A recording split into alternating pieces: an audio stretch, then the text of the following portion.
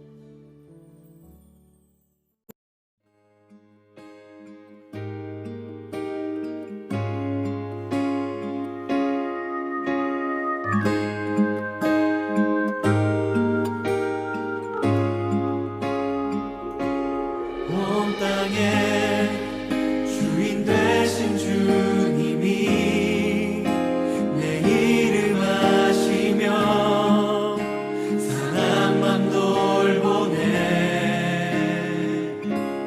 어둠을 밝히시는 새벽별, 방황하는 내 맘 주의 길 비추시네.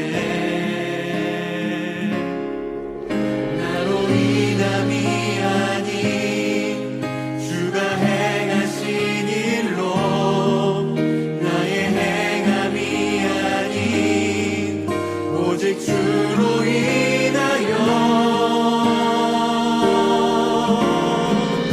나는 오늘 피었다 지는 이름 없는 꽃과 같네. 바다에 있는 파도 안개와 같지만 주는 나를 붙드시고 부르짖음 들으시며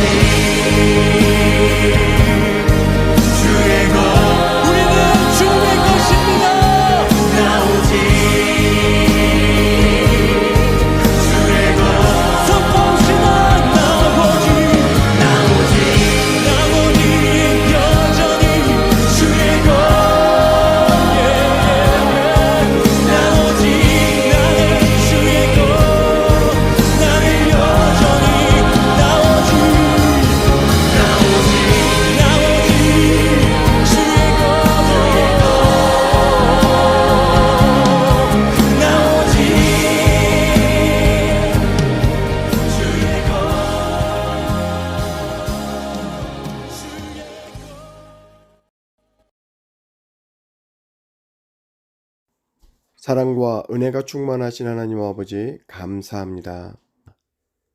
이 시간 하나님 앞에 나와 예배자로 쓸 수 있도록 인도하신 하나님, 저희가 이 시간 신령과 진정으로 주님 앞에 예배를 드릴 때 이 예배를 기뻐 받아 주시옵소서. 특별히 저희 교회가 또 8월 15일부터 대면 예배를 준비하고 있습니다. 하나님, 저희들이 합심하여 기도하며 이 예배를 기대하며 준비할 때 하나님 선한 마음을 주시고 아버지 하나님 구원에 대한 소망을 주시고 이 교회를 통해서 이루실 하나님의 놀라운 것들을 기대하는 마음으로 우리가 준비할 수 있도록 주님 인도하여 주시옵소서. 그래서 이 땅 가운데 아버지 복음을 전하는 교회로, 생명을 흘려보내는 교회로 서갈 수 있도록 하나님 인도하여 주시옵소서. 교회를 세울 때 함께하는 동역자를 허락하여 주시옵시고 성도들에게도 하나님의 비전을 깨달아 하나님 그 주신 비전 앞에 순종함으로 나아갈 수 있도록 인도하여 주시옵소서. 무엇보다도 예수 그리스도 안에서 사랑으로 하나 되게 하시고 성령의 역사가 하나님 흘러넘칠 수 있는 교회가 되게 하여 주시옵소서. 하나님 또한 세계 방방 곳곳에서 복음을 전하는 선교사님들을 위해서 기도합니다. 여러 가지 환난과 위험과 어려운 환경 속에서도 오직 한 영혼을 더 구원하여 하나님 앞에 올려드리기를 원하는 그들의 헌신과 마음을 아시는 하나님, 그들의 생명을 지켜주시고 그들의 가정을 지켜주시고 그 사역하는 모든 현장 가운데에서 한 영혼이 주께 돌아오는 놀라운 은혜의 역사들이 나타날 수 있도록 인도하여 주시옵소서. 하나님 또한 이 시간 우리의 자녀들을 위해서 기도합니다. 우리의 자녀들이 이 세상 가운데 자라날 때에 하나님 세상 바라보지 말게 하여 주옵시고 세상 가치관 쫓지 않게 도와주시고 오직 하나님의 말씀 안에서 진리의 자녀로 자라날 수 있도록 인도하여 주시옵소서. 저희들이 부모들에게 하나님 말씀의 지혜를 허락하여 주셔서 어릴 적부터 가정 안에서부터 하나님의 말씀으로 양육할 수 있는 저희들이 되게 하여 주시옵시고 이 아이들이 장차 하나님의 나라를 더 굳게 세워갈 수 있는 하나님의 일꾼들 되게 하여 주시옵소서. 이 모든 것 감사드리고 우리를 구원하신 예수님의 이름으로 간절히 기도드렸사옵나이다. 아멘.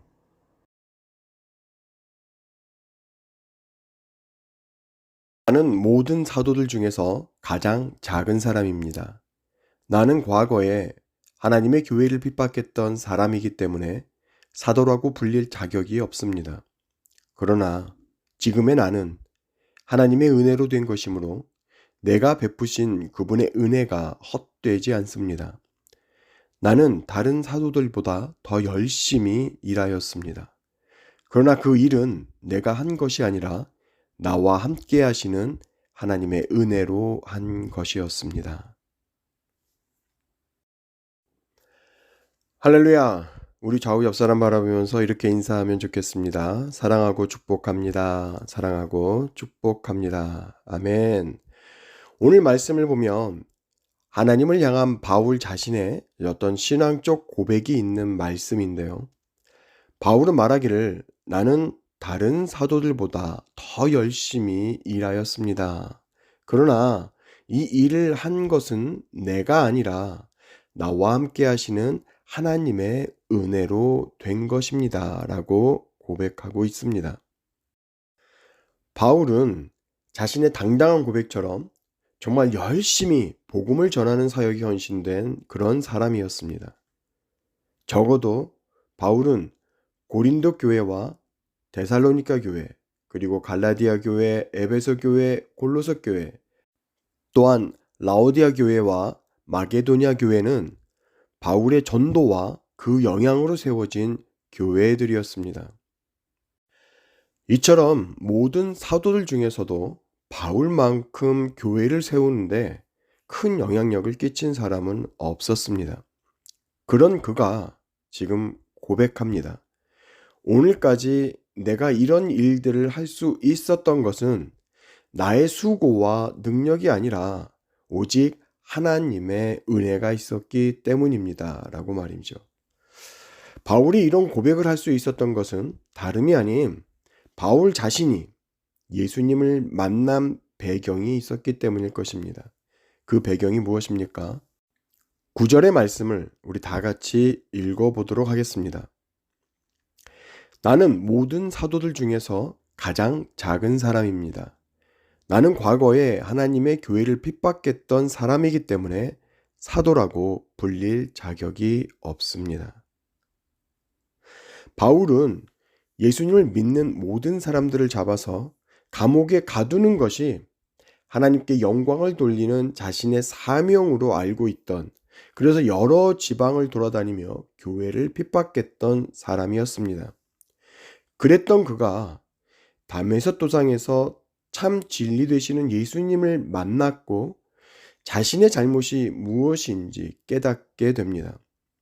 바울은 죄인의 괴수와 같은 자신을 택하시고 부르셔서 자신을 변화시키시고 하나님의 복음을 전하는 사도로 세우신 이 예수님의 값없이 베푸신 그 놀라운 은혜에 대한 바울 자신의 그 경험이 바울로 하여금 오늘의 나의 나 된 것은 나의 능력으로 된 것이 아니라 오직 하나님의 은혜라고 고백할 수 있게 되었던 것입니다.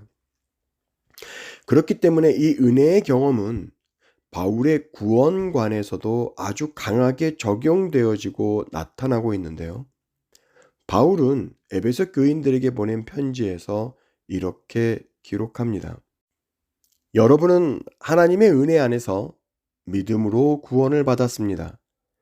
여러분 스스로는 자신을 구원할 수 없습니다. 구원은 하나님의 선물입니다. 또한 작은 행동으로 구원받은 것이 아니므로 아무도 자랑할 수 없습니다.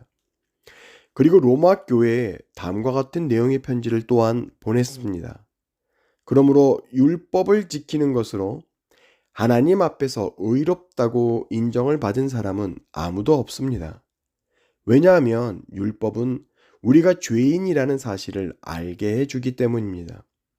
그러나 이제는 율법 없이도 하나님께로부터 오는 의가 나타났습니다. 이것이 율법과 예언자들도 증언한 것입니다.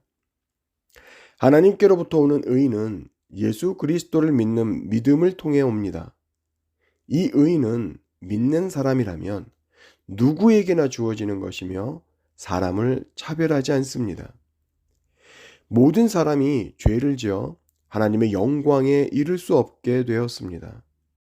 그런 사람이 그리스도 예수께서 주시는 속죄를 통해 하나님의 은혜로 의롭다는 판단을 받았습니다.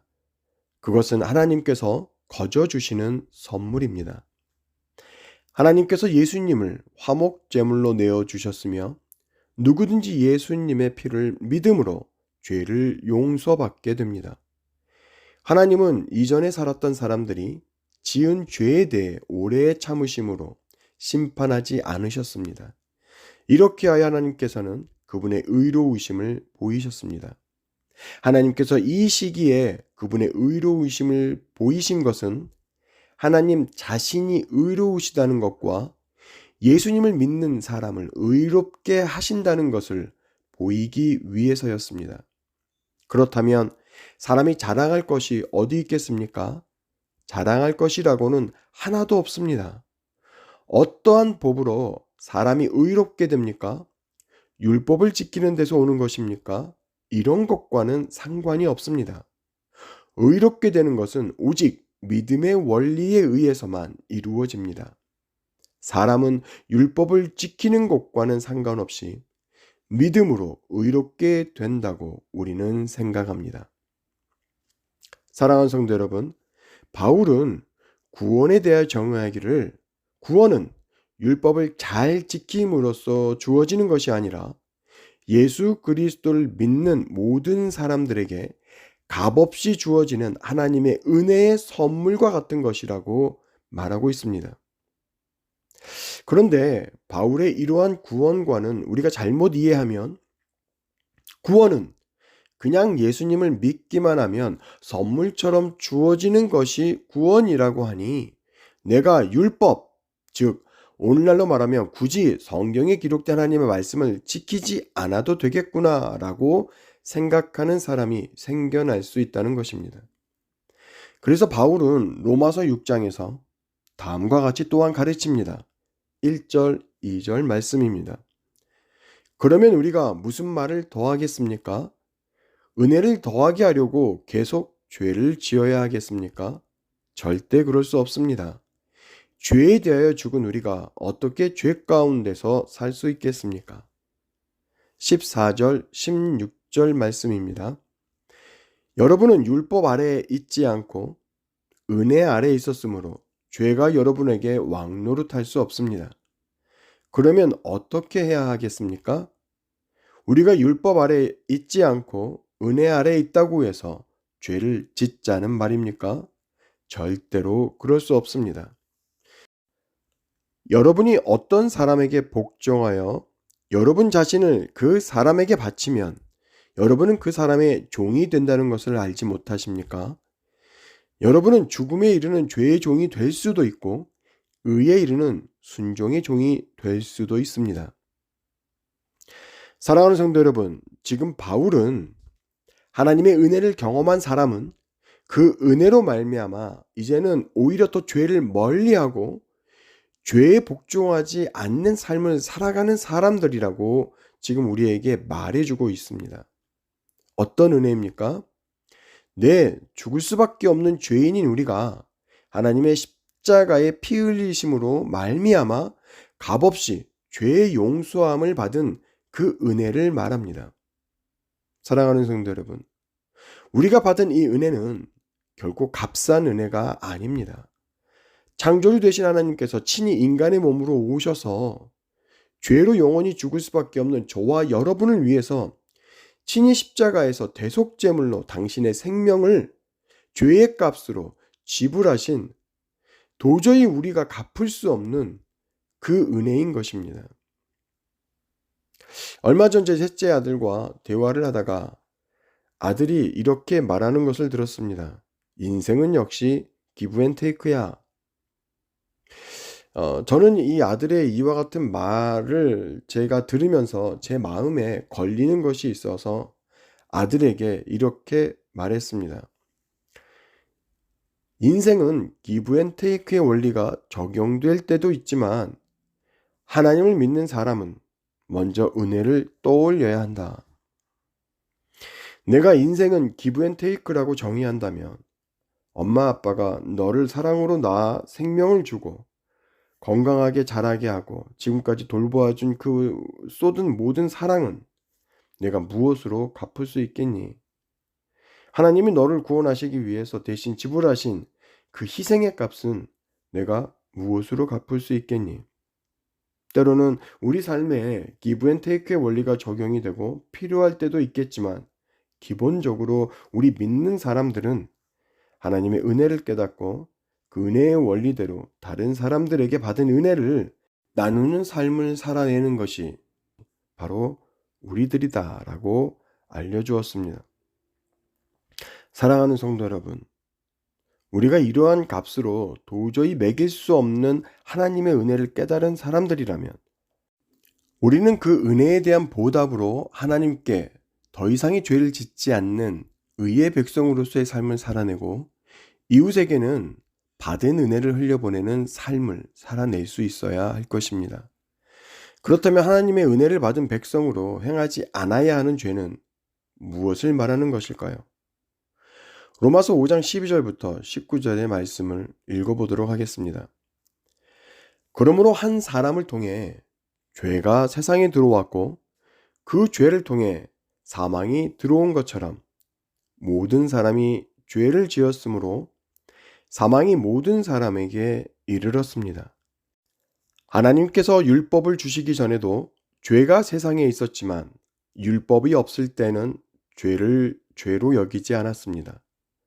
그러나 사망은 아담 시대부터 모세 시대에 이르기까지 심지어 아담이 지은 죄와 똑같은 죄를 짓지 않는 사람들마저 지배하였습니다.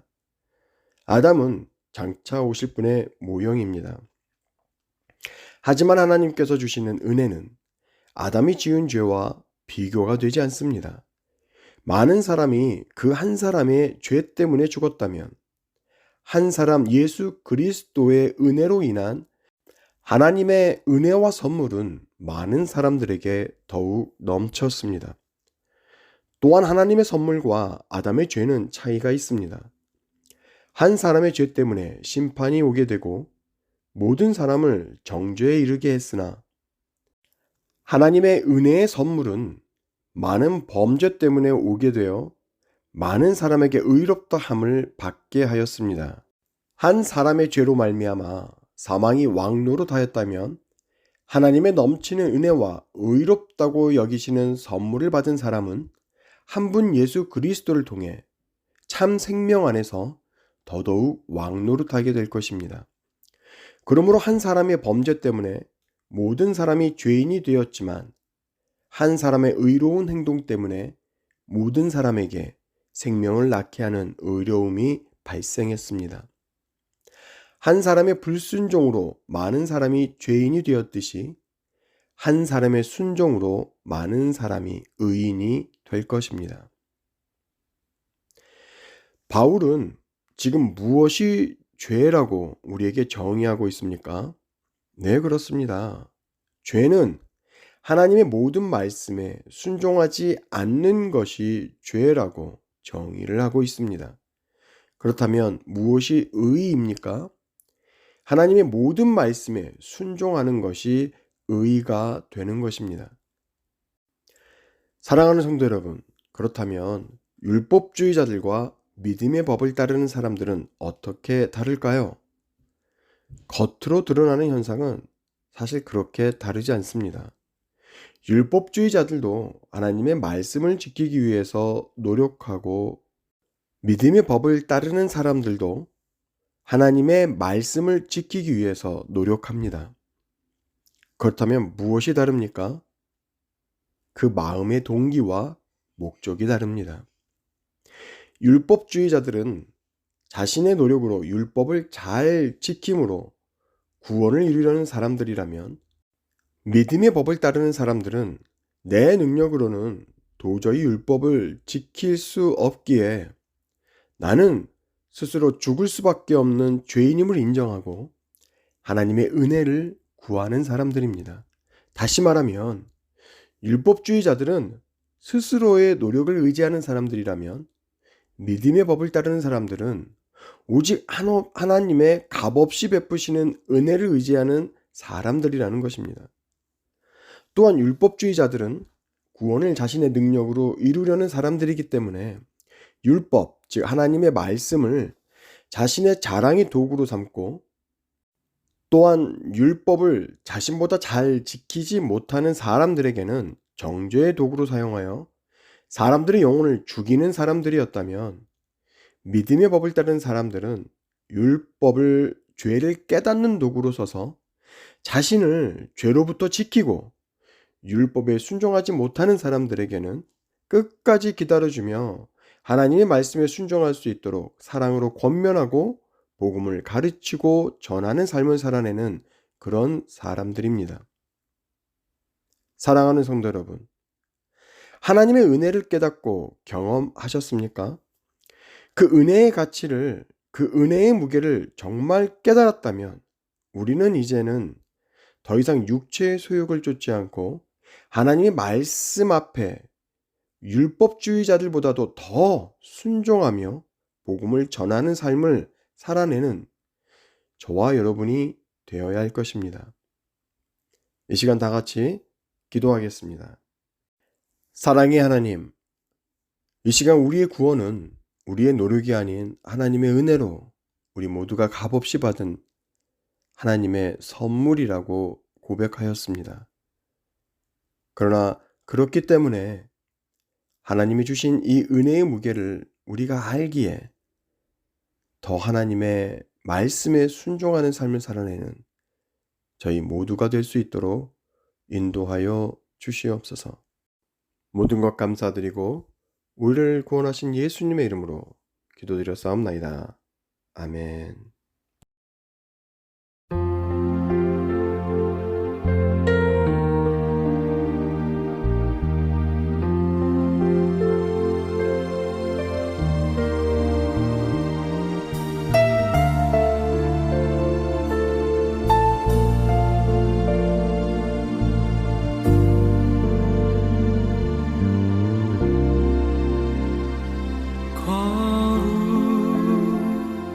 거룩하신 하나님 주께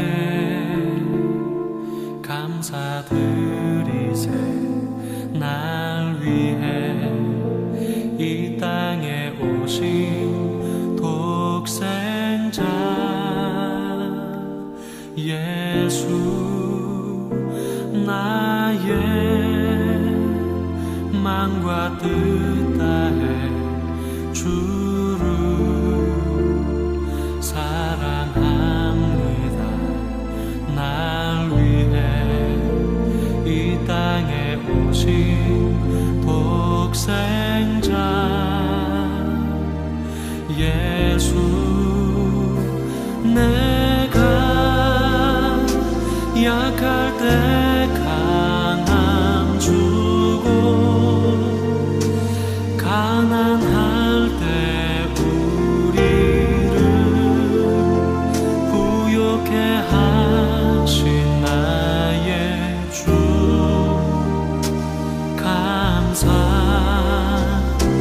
내가 약할 때 강함 주고 가난할 때 우리를 부욕해 하신 나의 주 감사 감사.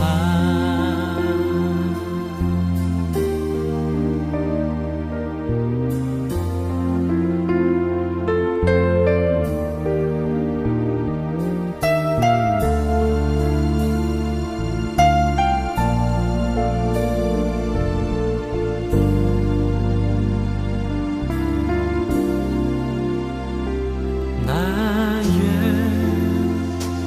마음과 뜻 다해 주를 사랑합니다. 날 위해 이 땅에 오신 독생자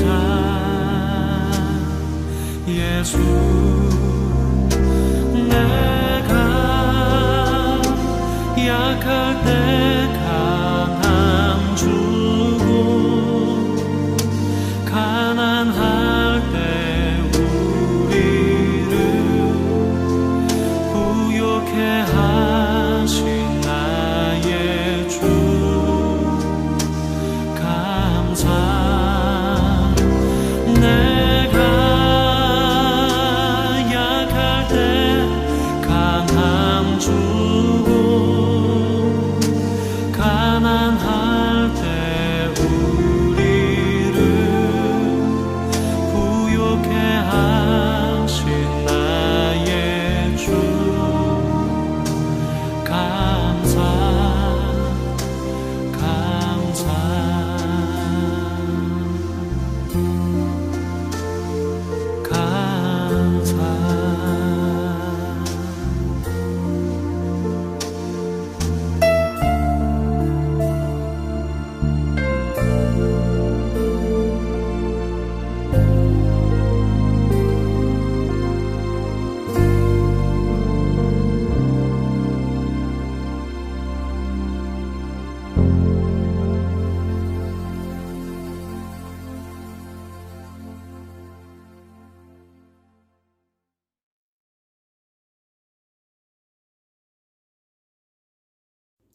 이제는 우리 주 예수 그리스도의 은혜와 아버지 하나님의 극진하신 사랑과 성령 하나님의 감화 감동 충만케 하시는 놀라운 은혜의 역사가 이 시간 말씀을 듣고 아멘으로 순종하며 삶으로 증거하기를 원하는 저들 위해 지금으로부터 영원토록 함께하여 주시옵기를 간절히 축복하며 기도하옵나이다. 아멘.